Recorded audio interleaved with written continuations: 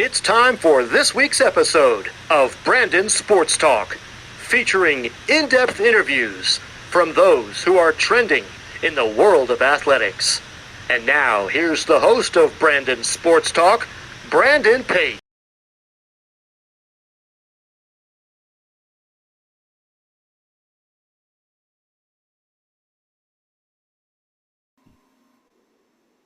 Welcome back to Brandon Sports Talk. In today's episode, I have the privilege of interviewing the Doane Tigers head cheerleading coach, Coach Ashley Lyon. How are you doing today? Good, Brandon. Thanks for having me. Thank you. Can you talk about how you knew that you want to get started in coaching in college cheerleading?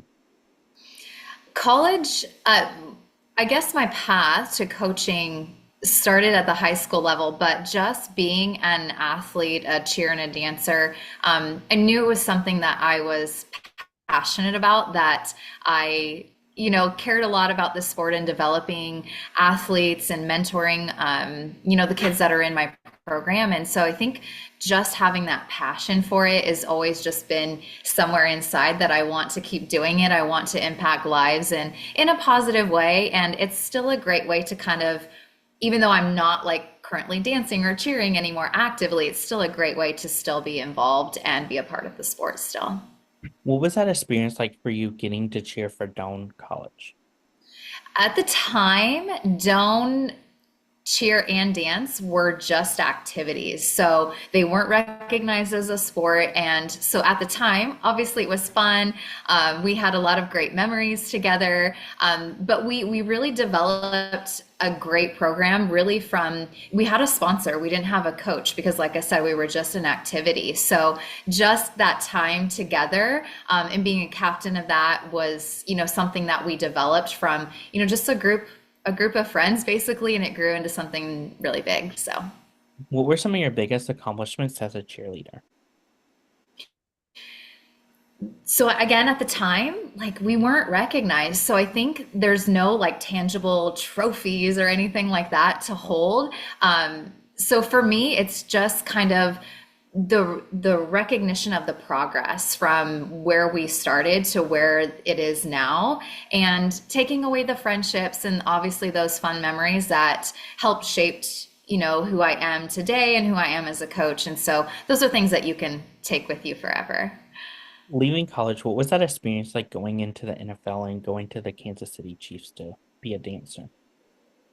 Yeah, so this was what, 15, 16 years ago now. So kind of going into it a little bit blind, a little bit naive. It was just something that I'm like, I want to try this. There were no tutorials, no like online things that you can like do to prep yourself to get ready like there are now. So you show up, you go to the clinics and just kind of put yourself out there. And the Chiefs organization was such a positive environment. That was, my first experience of something to that magnitude. Because, coming from a small college in a small town, I'm like, who knows? Let's just give it a shot. And the whole experience was so positive, and I just can't say enough about the whole organization.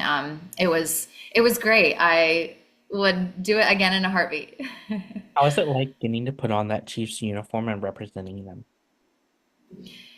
I've been a Chiefs fan my whole life. So I'm from the Midwest, I was a Chiefs fan before they're cool and before they're good now, right? But so being able to do that is just surreal because it's something that you've thought about but never knew like if that would be you, and then being able to put it on was just really special. As you mentioned that, what was that experience like dancing for them before they became famous with their Super Bowl runs? Yeah, so I mean, it was still like Chiefs fans are always like loyal. They are like hardcore Chiefs fans no matter what. So even back, way back then, it was such a great atmosphere of support, of loyalty. The game day experience you just can't describe. And so obviously it's grown to what it is now, but even back then it was incredible atmosphere. How was that experience like going to the AFL and getting to be a dancer in the AFL? Yeah, so when my husband and I knew we were going to move out of Kansas City, I was kind of like, I'm not quite ready to be done. Like I wish there was something else that I could do. and I happened to see it was a poster for the arena football team, which is the Iowa Barnstormers. And I'm like, oh, like this is the perfect timing. Like I just made it to the audition process and I'm like, I got to do this. Like I'm not ready to be done. So arena football obviously is quite different than regular NFL football. It's indoors, it's arena, kind of different rules. But it was really cool because everything's like a little bit more compact, and the atmosphere is still like just incredible, good energy, and it was really fun. How is that transition like for you going from being a professional dancer to getting into college coaching? It is quite the transition, right? Because you have to take yourself out of being the performer, being the athlete, into kind of going behind the scenes and realizing and learning all of the things that it takes to run a program as a coach. It's a learning curve. It's a little bit of a step back, but you also have that experience of you having been there, which really helps, I think, develop who you are going to be as a coach. What were some of the things that you took from your time as a professional dancer over to your cheerleading coaching staff? Some things that I took over to them, I think just a lot of it learning how to have poise and how to represent yourself, that's something bigger than you. So, like, those kind of details really are some things that I completely learn and still take with me to this day and still talk to my athletes about, that when you put on a uniform, you're representing our school. So all of the choices that you make really do make an impact. And then just, of course, the techniques and the things like that that you learn along the way also help develop how you're going to run your program. What was it like getting to coach for Lincoln Southwest? That was so Lincoln Southwest was my second cheerleading coaching job. And so coming back home, because I grew up in Nebraska, and so, coming back into practice or to coaching a local team, I would say was really exciting. It's a big school, and so that was quite a change from where I had been in the past. Because, you have so many athletes who are basically coming to you. You're not having to go out and search for talent. You have like hundreds of kids trying out, and you pick the best of the best. And so that coaching experience really helped me to develop the kind of competitiveness and how to get a program to the next level with great, like, a pool of kids that you already have. So then, and I know we're probably going to get into this later, but then coaching into college, it's a little bit different because we're recruiting based. But at Lincoln Southwest, that really helped me develop who I am as a coach, what my values are. Because in high school, you're kind of working with athletes and parents. And so you kind of have to have, thick skin, stand your ground, know that your choices are your choices and what's best for the team, and be okay with that, because you're never going to make everyone happy. That's how it is with coaching. And so that experience really helped me to prepare for the next level. What was that feeling like coming back home to your alma mater and getting to be the next head coach? Yeah, it was obviously I'm loyal to Doane, right? I went there. I loved my experience at Doane. And so coming back to it was pride and excitement, but also some pressure to be able to, like, turn a program around. It was kind of a lot at the beginning. So I'm so glad I stuck with it, and here we are today. So What was that feeling like taking over the reins from your previous head coach and now building it as your own program? where when I took over the program, it was a part-time position prior to. And so, that whole transition was a complete shift, and that this is going to be a full-time position, a full-time coach now. So that was exciting in itself, but kind of like, how do I do this? How do I navigate this? Because it was so different.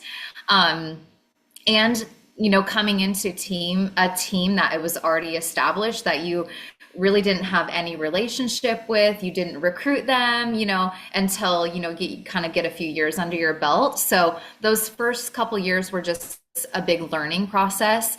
But being at my own school, it was comfortable, it was familiar. I still had my advisor who was still working there, professors. So that part of it really helped, when you can kind of go to someone and someone that you trust and ask some questions that don't really have a bias one way or the other. How is that feeling like becoming the head coach for the cheerleading and dancing program? Right. So two teams now instead of just one. So I've always had a passion for both. So one, I'm very grateful that this position encompasses both programs. So we're not like competing with one or the other. I do almost everything with my team together. So it's not like one team and then the other. We're one essentially big team. So with that though comes a lot more responsibility. It's a lot more time away from home, planning practices.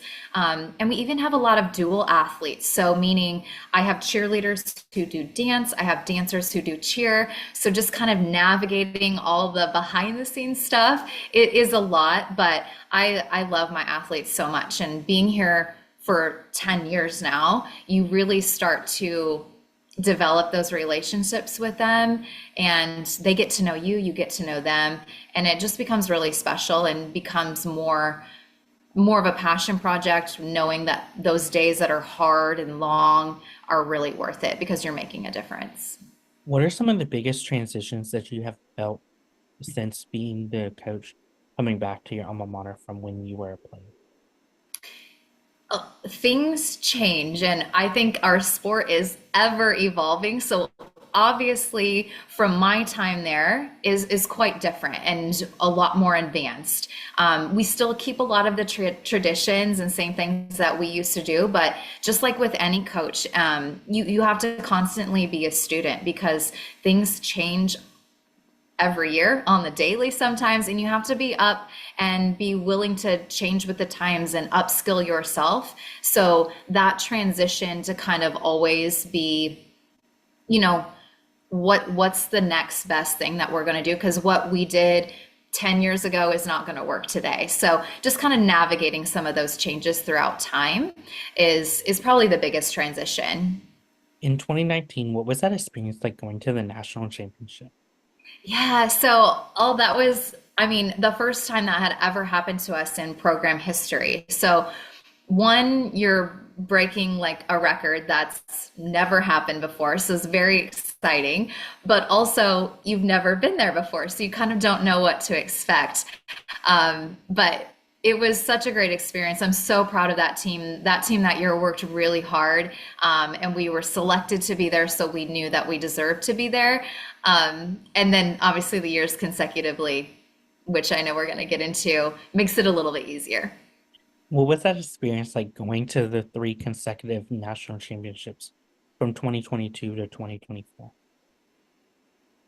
That was such a wild ride, and it's such a great time because the team, so my seniors now, we're have been there almost every year now. So not only do we know what to expect, we also know how to push ourselves to get to the next level.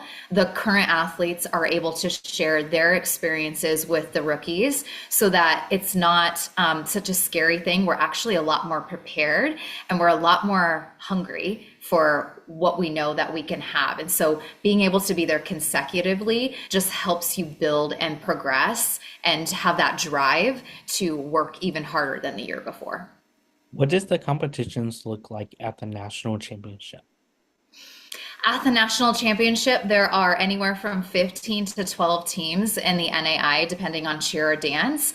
And it's about a 4 day kind of length of time that you're at the whatever event or whoever's hosting it.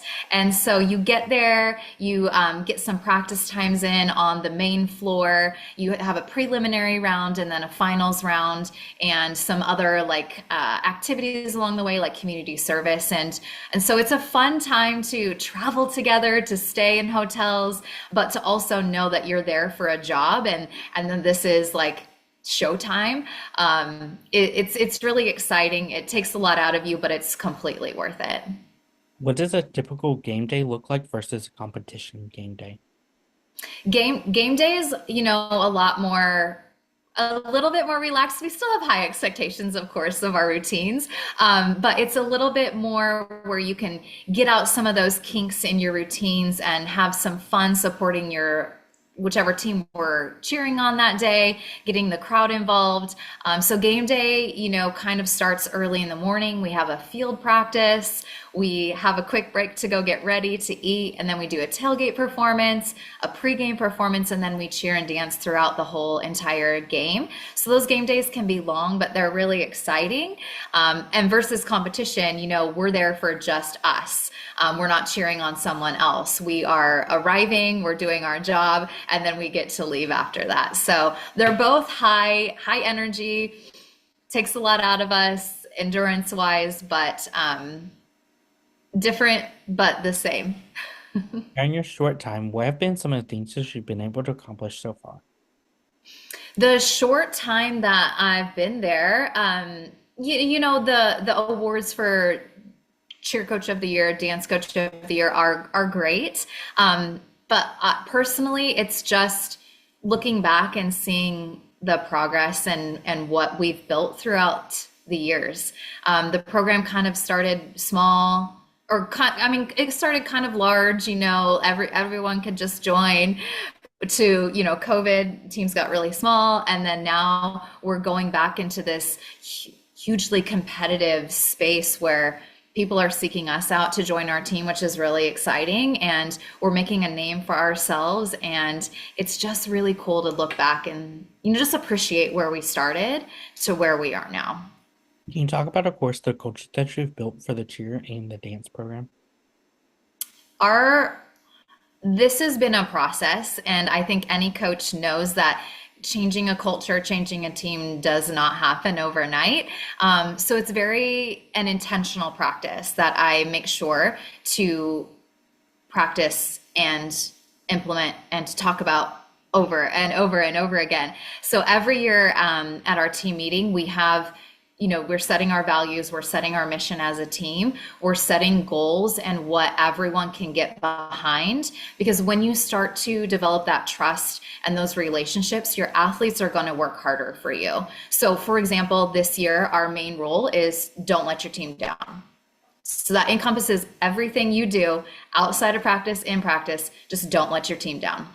So if we can all get behind that, your athletes are going to trust you. They're going to work hard. They're going to be okay when you push them a little bit, and they're going to know that you have their best interest in mind because we're building that together. What are some of the things that you look at in those prospective student athletes when recruiting or during the tryout process? During the recruiting process, we're obviously looking at skill. Are you going to be a good fit for our program? But also, when I'm speaking to a prospective student athlete, can you carry on a conversation? Are you coachable? Like, do you take feedback, or are you going to get upset about it? Those are all things that we're working on in the back of our mind. And is this student and this athlete going to be worth our investment to join our team? Because if one of those things is out of whack, or you bring in someone who isn't going to be a good fit for your culture, no matter how talented they are, it's not going to help your team. As a college coach and alma mater, what is it like seeing those freshmen put on that uniform for the first time? Oh, it's so exciting because again, you put yourself back into that situation. You remember what it felt like, and so being able to see them from moving on from high school to like a college setting and getting like a media day and getting all of that taken, like they get to experience that for themselves at a higher level is just really fun to see, and to know like where they started to where they're going to be at their senior year is just really special. What is that like getting to see them putting on that uniform for the last time as seniors? It's sad. I mean, it's sad, but I'm so proud of them at the same time because, again, we've developed these relationships for 4 years. And so you really get to know those athletes, and you don't want them to leave because they've done so much for your program, but you know that they need to grow up and leave the nest, and that's okay. But I always try to tell them, like, be where you are. Like, remember this experience because it's going to fly by so fast and you're going to want it back because that last time, you're maybe not thinking it's the last time. You're thinking about the task or the routine that you're about to do, and it doesn't kind of hit you till afterwards that that was it.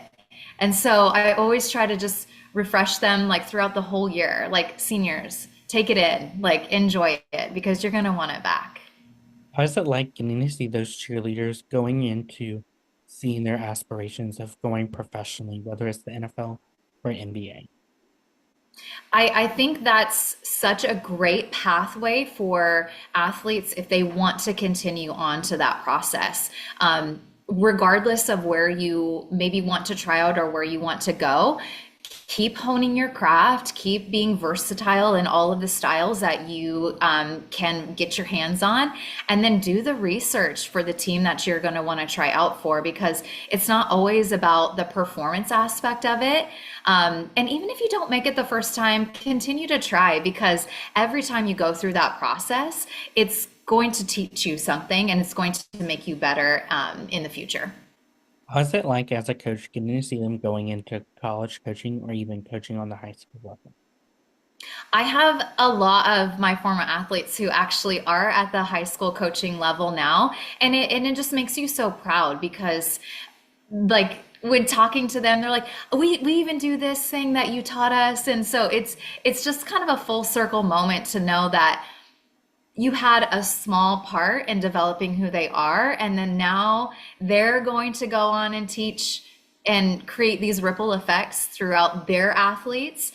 So it's really special, and it just makes you really proud because they have the skills and the ability to do it. And coaching isn't for everyone, but the ones who can stick with it and continue to build and grow are it's going to be worth it in the long run because you're impacting so many lives. What would you tell your younger self now, looking back on your career as a coach at your alma mater? I would tell myself to slow down.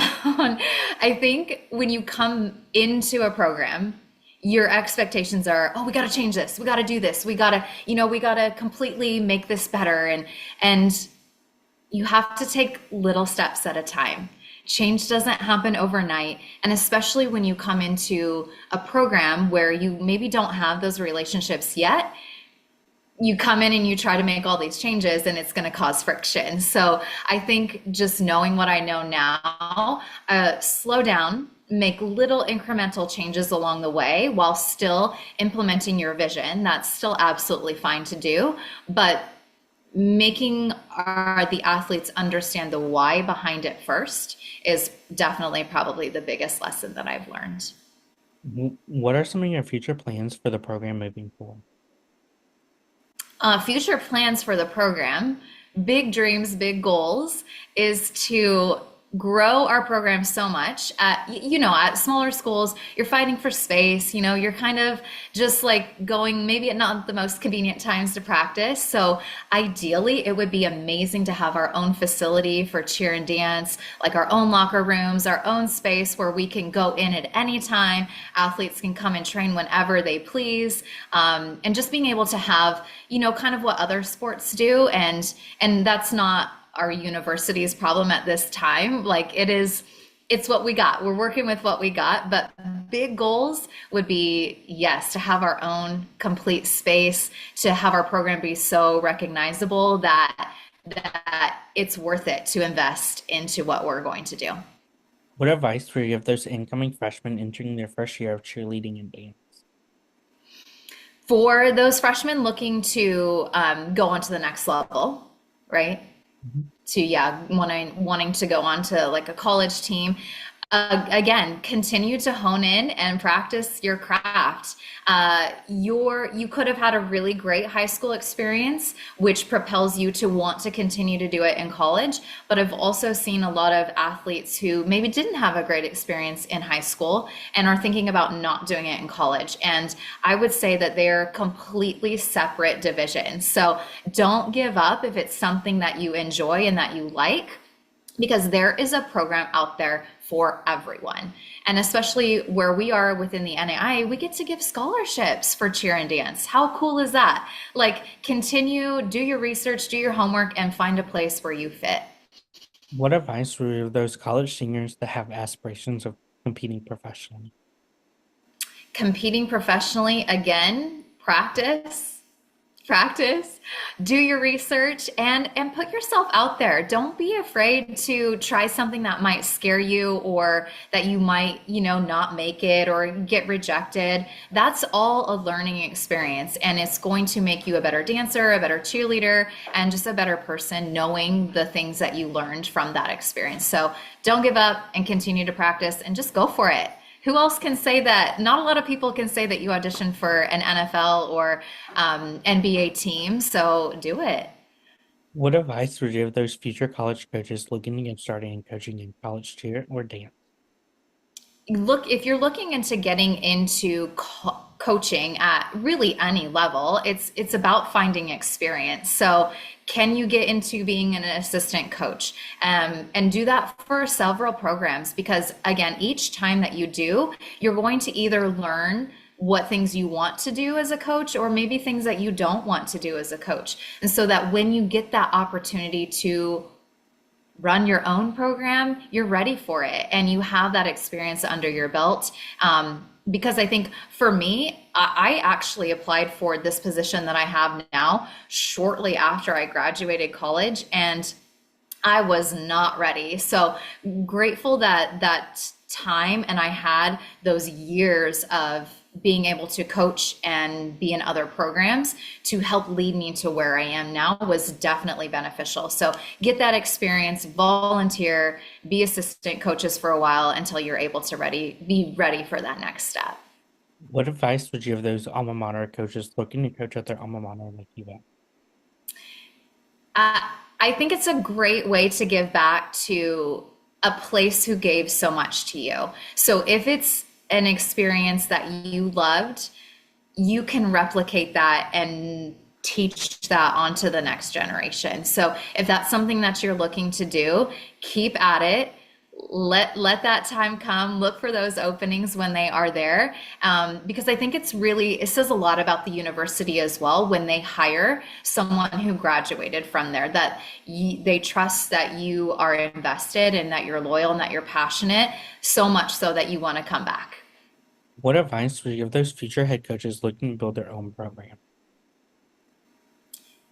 Get some more experience and just know that it's going to take some time. And again, you can't change everything overnight. While you may have the best plans and the best idea that you want to have, when it comes down to it, it's probably not going to work out that way. So you need to be flexible. You need to be able to adjust and to read your athletes, because we do a lot of work on personality traits and things like that, which really, really help as a coach know who, like, for example, who you can push and who needs a little bit more like love, affirmation, and some praise. Because if you don't know that and you're coaching everyone the same way, you're gonna get those moments of disconnect. And so having like kind of all those tools in your tool belt before you go on to building a program is really, really helpful. And always be a student, always be willing to learn, always be willing to grow. That's great advice. Where can my listeners find you on social media along with the program at? Yes. So personally, my Instagram is at Ash D Lyon. That's Instagram. And then our program is Doane University Dance Team and Doane University Cheer. And on Twitter, we're Doane Cheer and Dance. Or X, it's X now. So on X, we're Doane Cheer and Dance. Thank you again, Coach Ashley, for your envy, and best luck in your future as the head cheer and dance coach at Doane. Thank you so much for having me. You can find Brandon Sports Talk on Instagram at Brandon Sports Talk, Twitter at Talk_Brandon, and you can find me on YouTube at Brandon Sports Talk. Don't forget to like, comment, and subscribe. Thank you again, Coach Ashley, for your interview, and best luck in your future. Thank you. You've been watching Brandon Sports Talk. Please feel free to like, share, and subscribe to Brandon Sports Talk on social media and on YouTube.